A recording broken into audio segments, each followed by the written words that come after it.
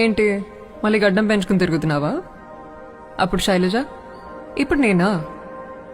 శివ, నాకెందుకో కరెక్ట్ టైంలోనే వెళ్ళిపోతున్నా అనిపిస్తుంది. ఇప్పుడు నాకు సంతోషం కన్నా ప్రశాంతత అవసరం. అది నువ్వు నాకు ఇచ్చావు. ఇక నువ్వు ఆలోచించాల్సింది నీ లైఫ్ గురించి. నువ్వు తీసుకునే ప్రతి స్టెప్ కేర్ఫుల్గా వే. మళ్ళీ టెర్రస్ మీద ఒంటరిగా కూర్చుని ఏడుస్తావో ఏమో. చాలు, చాలా ఏడ్ చేసావు. ఇంకంత హ్యాపీనెస్సే. అదొక్కటే నేను నీకు ఇవ్వాలనుకున్నా. Hope you will follow.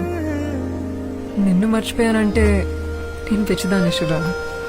ముందే ప్రిపేర్ అయ్యాను గుడ్ బై చెప్పడానికి. రే, నేనేం త్యాగం చేయట్లేదు. ఏదో టైం బ్యాడ్ వచ్చింది అంతే.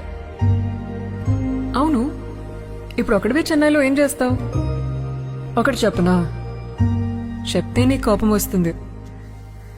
ఇదంతా నీకు డైరెక్ట్గా చెప్పాలనుకున్నా, కానీ చెప్తే నువ్వు ఏదో ఒకటి అంటావు. ఎందుకంటే